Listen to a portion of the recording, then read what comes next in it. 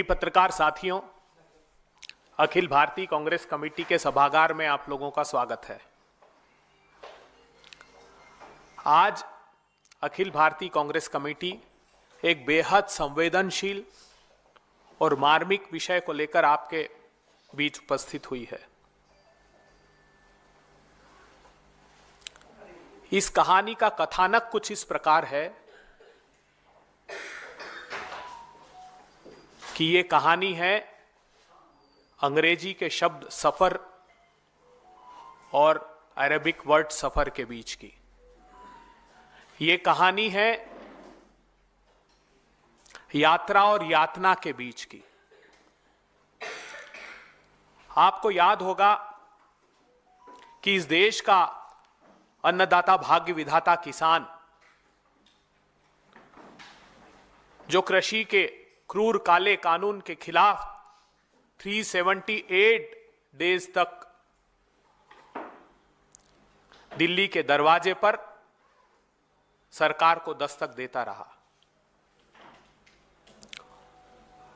दूसरा आंदोलन जो 378 डेज से अधिक हो गया, वो था उसके समर्थन मूल्य के कानूनी अधिकार का। मैं आप लोगों के स्मृति पटलों को चिन्हित करना चाहता हूं। भारत की सरकार ने 22 जुलाई 2022 को एक समिति बनाई जिसमें यह कहा गया कि हम समर्थन मूल्य को पारदर्शी और प्रभावशाली बनाने के लिए यह समिति का गठन कर रहे हैं। साथ साथ यह भी कहा गया कि commission for agricultural cost and price जो समर्थन मूल्य का निर्धारण करता है, उसको और अधिकार संपन्न बनाने के लिए और उसको और ऑटोनॉमी देने के लिए काम कर रहे हैं।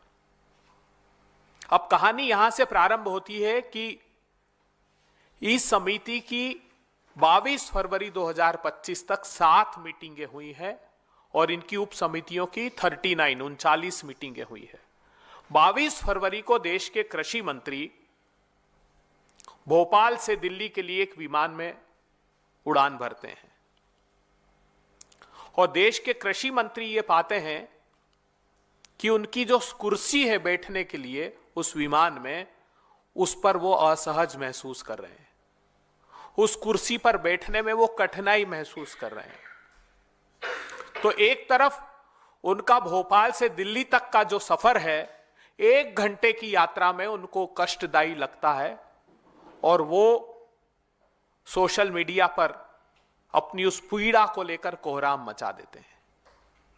दूसरी तरफ कहानी उन किसानों की है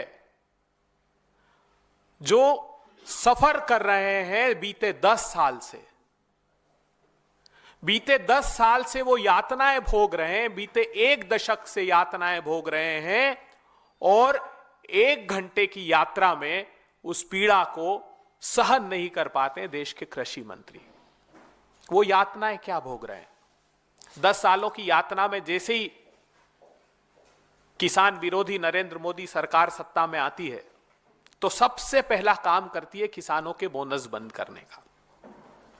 मई में सरकार बनती है और जून में आदेश जारी करती है कि 150 रुपए का बोनस अगर धान और गेहूं पर किसी प्रांत की सरकार ने दिया तो हम समर्थन मूल्य पर उसकी खरीदी को बंद कर देंगे। दूसरा निर्णय लेती एक के बाद एक 3 अध्यादेश लेकर आती है। भूमि का अधिकार जो भट्टा परसोल से राहुल गांधी जी ने लड़ाई प्रारंभ करके 1 सदी के बाद किसानों को अधिकार संपन्न किया था, उसको एक के बाद एक 3 अध्यादेश लाकर छीनने का क्रम प्रारंभ करती है। तीसरी प्रताड़ना और पीड़ा किसानों को दी जाती है कि सर्वोच्च अदालत में एक शपथ पत्र मोदी सरकार देती है और कहती है कि हम किसानों को लागत का 50% ऊपर समर्थन मूल्य नहीं दे सकते, नहीं तो बाजार डिस्टॉर्ट हो जाएगा। फिर प्रधानमंत्री जी 2016 खरीफ में मध्य प्रदेश के सीहोर में घोषणा करते हैं कि विश्व की सबसे बड़ी अच्छी फसल बीमा योजना लेकर आ रहा हूं, जिसका हश्र यह होता है कि उनके खुद के गुजरात प्रांत सहित 6 प्रांत को योजना को बंद करते हैं और 63,000 करोड़ रुपए निजी कंपनियां किसानों के हक का लूट लेती है। फिर प्रधानमंत्री जी कृषि के क्रूर काले कानून लेकर आते हैं। फिर कहते हैं कि आमदनी 2 गुना कर दूंगा 22 तक। तो उसका हश्र ये होता है कि किसानों की आमदनी एनएसएसओ बताता है कि 27 रुपए प्रतिदिन रह गई। आज जो पीड़ा की बात मैं कर रहा हूं वो बात है समर्थन मूल्य के कानूनी अधिकार की। दुर्भाग्य है इस देश का कि इस देश के कृषि मंत्री और भारतीय जनता पार्टी की केंद्र की सरकार के मंत्री 22 फरवरी को जब हरियाणा में मीटिंग करते हैं तो ये कहते हैं कि अभी पर्याप्त प्रमाण नहीं है, हमको और डेटा दीजिए, हमको और प्रमाण दीजिए, हम एक्सपर्ट से बात करेंगे, जैसा मीडिया में ये समाचार आया है। इस देश की सत्ता को किस बात के और प्रमाण चाहिए? क्या किसान मुहैया कराएंगे? Commission for agricultural cost and price आपका, कृषि मंत्रालय आपका, सारे डेटा उपभोक्ता मामलों के मंत्रालय से लेकर कृषि मामले के मंत्रालय से लेकर सीएसीपी तक सब आपके पास है। तो कांग्रेस पार्टी ने निर्णय लिया कि जो प्रतिबद्धता राहुल गांधी जी ने प्रदर्शित की थी कि इसी सरकार में हम समर्थन मूल्य का कानूनी अधिकार दिलाकर रहेंगे, तो हम भारत की सरकार को उन्हीं के पास जो विद्यमान है वो प्रमाण आज उनके सम्मुख प्रस्तुत करते हैं। पहला बड़ा प्रमाण, कृषि मंत्री जी, कम से कम अच्छा होता कि आप parliamentary standing committee on agriculture की जो अभी दिसंबर 2024 में 17 दिसंबर 2024 को रिपोर्ट सदन में रखी गई उसको देख लेते। अच्छा होता कि 13 नवंबर की जो मीटिंग की थी उस कमेटी ने उसका सार पढ़ लेते। उस मीटिंग, उस parliamentary standing committee on agriculture ने साफ अपनी रिपोर्ट में लिख दिया है कि किसानों को लीगल गारंटी दिए बिना उनकी आमदनी का समाधान नहीं हो सकता। इतना ही नहीं, उस कमेटी ने यह भी कहा कि आप जो फसलें खरीदते हो, वैसे तो 22 फसलों पर आप घोषित करते हो कि हम 22 फसलों का प्रोक्योरमेंट करते हैं, समर्थन मूल्य देते हैं, लेकिन 0.05% उस 100% में से फसलें खरीदते हैं। उन्होंने कई सारे उदाहरण दिए। मैं आपको 2023-24 का एक उदाहरण देना चाहता हूं। गेहूं का उत्पादन हुआ 1129 लाख टन, देश की सरकार ने खरीदा 23.2%, अर्थात 262 लाख टन। जौ का उत्पादन हुआ 16.53 लाख टन, मोदी सरकार ने खरीदा 0। चने का उत्पादन हुआ 115 लाख टन, मोदी सरकार ने 0.43 लाख टन अर्थात 0.37% खरीदा। मसूर 17.54 लाख टन, एमएसपी पर फसल खरीदी गई 2.47 लाख टन अर्थात 14.08%। सरसों 131 लाख टन का उत्पादन हुआ, मोदी सरकार ने खरीदी 12 लाख टन अर्थात 9%। कुसुम 0.51 लाख टन, मोदी सरकार ने खरीदा 0, अर्थात ज्यादातर फसलें मोदी सरकार खरीदती नहीं। और उस कमेटी की फाइंडिंग्स में यह भी पाया गया कि वो अलग अलग स्थानों पर उन्होंने सर्वे भी किया, तो उसमें यह पाया गया कि अलग अलग प्रांतों में लागत मूल्य अलग अलग है। कहीं चने का, कहीं गेहूं का, ये लागत मूल्य अलग अलग है, मगर commission for agricultural cost and price एक ही समर्थन मूल्य घोषित कर रहा है और वो भी अपर्याप्त। और ये बात सिर्फ कमेटी नहीं कह रही, ये बात खुद सीएसीपी भी मानता है। उदाहरण के तौर पर महाराष्ट्र में जैसे 2425 रुपए गेहूं का समर्थन मूल्य है, भारतीय जनता पार्टी के महाराष्ट्र प्रांत ने कहा कि हमारे यहां लागत इतनी है कि हमको 4,461 रुपए समर्थन मूल्य गेहूं का दीजिए। झारखंड ने मांगा 2855 रुपए और मोदी जी आपके स्वयं के प्रांत गुजरात ने मांगा 4050 रुपए। इसी प्रकार चने का 7119 रुपए महाराष्ट्र ने मांगा, आंध्र प्रदेश ने 8341 रुपए मांगा, आपके प्रांत गुजरात ने 7050 रुपए मांगा। इसका आशय यह है कि आपकी प्रांत की सरकारों का भी आप दमन कर रहे हैं। अगर वो कह रही है कि हमारे यहां लागत अधिक है और समर्थन मूल्य पर्याप्त घोषित नहीं किया जाता, तब भी मोदी सरकार उसका संज्ञान लेने को तैयार नहीं है। इतना ही नहीं,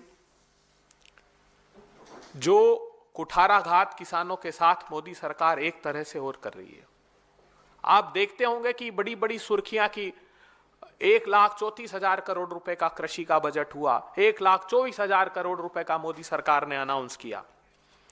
लेकिन उसकी सच्चाई यह है कि मोदी सरकार जो घोषित करती है बजट में वो खर्च नहीं करती। मोदी सरकार ने अब तक 1,10,000 करोड़ रुपए बीते 6 साल में सरेंडर कर दिए, खर्च नहीं किए। 1,10,000 करोड़ रुपए। इतना ही नहीं, मोदी सरकार ने लगातार जो कुल देश का बजट है उसमें एग्रीकल्चर बजट को कम करना प्रारंभ कर दिया। 20-21 में वो था 4.41%, 21-22 में 3.53%, 22-23 में 3.14%, 23-24 में 2.57% और 24-25 में 2.54%। अर्थात वर्ष दर वर्ष मोदी सरकार उस बजट में कटौती करती जा रही है। इतना ही नहीं, एक बड़ा कुठाराघात मोदी सरकार ने और किया है, वो है हमारे सब प्लान में जो हमारे दलित आदिवासी भाइयों के लिए बजट का प्रावधान किया जाता है। अलग से एक सब प्लान बनता है हर एक मिनिस्ट्री में, उन शेड्यूल कास्ट के भाइयों के लिए कितना पैसा खर्च किया जाएगा उसका एक सब प्लान अलग से बनता है। मगर दुर्भाग्यपूर्ण बात यह है कि मोदी सरकार ने 2020-21 में उस सब प्लान में 22,000 करोड़ रुपए के लगभग का बीई रखा, उसका रिवाइज एस्टिमेट उससे कम करके 19,000 करोड़ रुपए कर दिया और एक्चुअल खर्च किया 13,000 करोड़ रुपए, अर्थात 68%।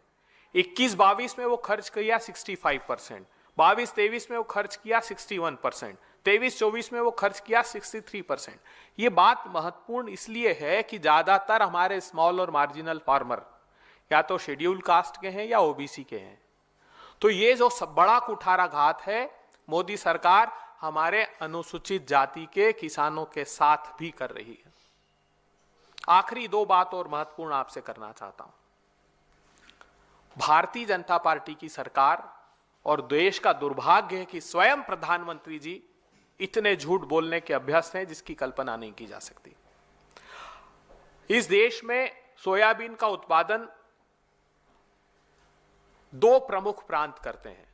लगभग 90% सोयाबीन महाराष्ट्र और मध्य प्रदेश में पैदा होता है, कुछ बाकी के तेलंगाना जैसे प्रांतों में भी पैदा होता है। अब आपको याद होगा तो महाराष्ट्र के चुनाव के समय विदर्भ में जहां पर 60 विधानसभा सीटें उस किसानों से प्रभावित होती है, वहां पर किसान भाइयों ने कहा कि हमको सोयाबीन का समर्थन मूल्य जो 4892 रुपए है, 4892 रुपीज पर क्विंटल है, उससे भी कम कीमत बाजार में मिल रही है। सरकार उसका संज्ञान ले, लेकिन सरकार ने संज्ञान शुरू में नहीं लिया। एक आंदोलन का स्वरूप बनने लगा तो स्वयं प्रधानमंत्री जी आए उस चुनावी भाषण में और यह कहा कि किसान भाइयों, मैं घोषणा करता हूं कि 6,000 रुपए आपको इस सोयाबीन का कीमत दिलाऊंगा। महायुति की सरकार बनेगी और सरकार आपको 6,000 रुपए उसका भुगतान करेगी। महाराष्ट्र को 13 लाख क्विंटल और मध्य प्रदेश को 13,68,000 क्विंटल के लगभग की स्वीकृति प्रदान की प्रोक्योरमेंट की। इन प्रांतों ने 6/2/2025 तक महाराष्ट्र ने और 2/1/2025 तक मध्य प्रदेश ने, क्योंकि यह समय सीमा तय की थी कि इसी समय तक प्रोक्योरमेंट होगा। 8 लाख मेट्रिक टन और लगभग 4 लाख मेट्रिक टन के प्रोक्योरमेंट हुआ। 1 पैसा समर्थन मूल्य के ऊपर मोदी जी ने नहीं दिया, जो घोषणा की थी स्वयं ने कि मैं आपको 6,000 रुपए क्विंटल उसका दाम दूंगा। दुर्भाग्यपूर्ण बात यह है कि एक तरफ मोदी सरकार ने बीते 9 साल में 25,000 रुपए हेक्टेयर खेती की लागत बढ़ा दी है, डीजल के भाव बढ़ाकर, कीटनाशक के खाद पर जीएसटी लगाकर, खाद के दाम बढ़ाकर। और इस बात का खुलासा इसके पहले जो 69th parliamentary committee on agriculture थी, उसमें खुलासा हुआ कि एग्रीकल्चर मिनिस्ट्री का सबमिशन उस कमेटी में था जो चौंकाने वाला था कि हम 2017 से मोदी सरकार से कह रहे हैं कि पावर ट्रिलर्स पर, हार्वेस्टर पर, ट्रैक्टर्स पर, अर्थात इनपुट कॉस्ट जो खेती की है उस पर से जीएसटी या तो रेशनलाइज कीजिए या हटा दीजिए। लेकिन मोदी सरकार हमारी सुनने को तैयार नहीं है। 2023 की ये फाइंडिंग्स है, तो आप कल्पना कर सकते हैं कि कितना बड़ा कुठाराघात किसानों के साथ किया जा रहा है।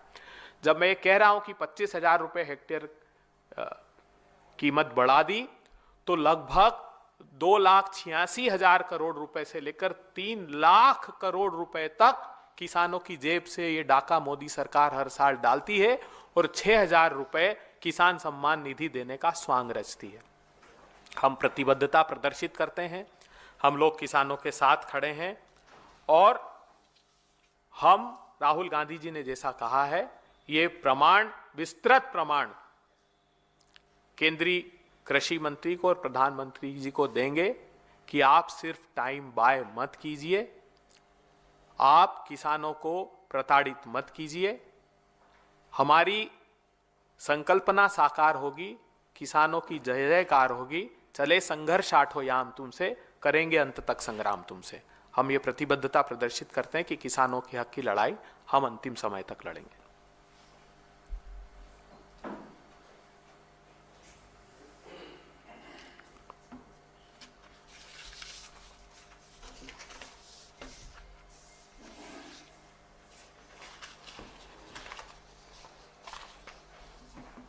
कोई सवाल अगर आपके हो, नहीं तो थैंक यू।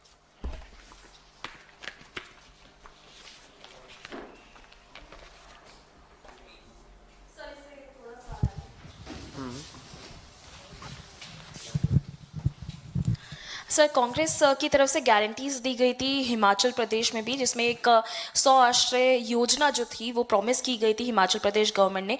एक लेटर सर रिलीज किया गया है वहाँ पे सेक्रेटरी ने, जिसमें जो स्टेट गवर्नमेंट ओन टेम्पल्स है 36 टेम्पल्स, उनसे कहा है कि वहाँ पे जो फंड आता है वो आपको स्टेट गवर्नमेंट को देना है। उस पर बीजेपी सवाल खड़े कर रही है, कह रहे हैं कि जो स्टेट है वो फाइनेंशियल क्राइसिस से गुजर रहा है और टेम्पल्स को मजबूर किया जा रहा है कि कांग्रेस के गारंटीज को फुलफिल करने के लिए उनको पैसा देना पड़ेगा। हाँ, देखिए, अपने दामन की सियाही तो मिटा लें पहले, हम पे इल्जाम लगाने वाले। उनके प्रांत की सरकारों में क्या कर रहे हैं? उनके प्रांत की सरकारों के जो मंदिर का पैसा है वो राज्य सरकारें यूटिलाइज करती कि नहीं करती है? हम तो हमारे, जब हम, मुझे याद है मध्य प्रदेश में हमारी सरकार थी तो हम 12,000 मंदिरों के जीर्णोद्धार का एक कानून लेकर आए थे। वो न सिर्फ राष्ट्रपति जी के यहाँ से रुकवाया, सरकार आने के बाद उसको रिवोक भी कर लिया इन लोगों ने। ब्रॉडर प्रोस्पेक्ट्स में हम जो गारंटियां देते हैं उस पर अमल करते हैं। आपको मैं एक गारंटियों को लेकर एक छोटा सा वीडियो, अन्ना जी, मैं चाहता हूं कि हमारे पत्रकार साथी देख लें कि कैसे झूठ से ये यारी रखते हैं। 2022 तक देश के किसानों की आय 2 गुना करने का लक्ष्य लेकर के आगे बढ़ना है। महायुति सरकार ने सोयाबीन का न्यूनतम समर्थन मूल्य 6,000 प्रति क्विंटल करने का भी वायदा किया है। सभी को होली और दिवाली पर एक गैस का सिलेंडर भी फ्री ऑफ कॉस्ट देने का काम 3 तारीख को होली है, 10 तारीख को कांग्रेस है, 10 को भाजपा सरकार बना दीजिए, 30 तारीख को गैस का सिलेंडर आपके हिसाब से और इसके साथ एक प्रधानमंत्री जी का और आप देखिएगा दिल्ली को कि फर्स्ट कैबिनेट में 2,500 रुपए का निर्णय ले लेंगे हम। तो ये झूठ बोलते हैं और आवाज भारी रखते हैं और फिर अगले झूठ की तैयारी रखते हैं।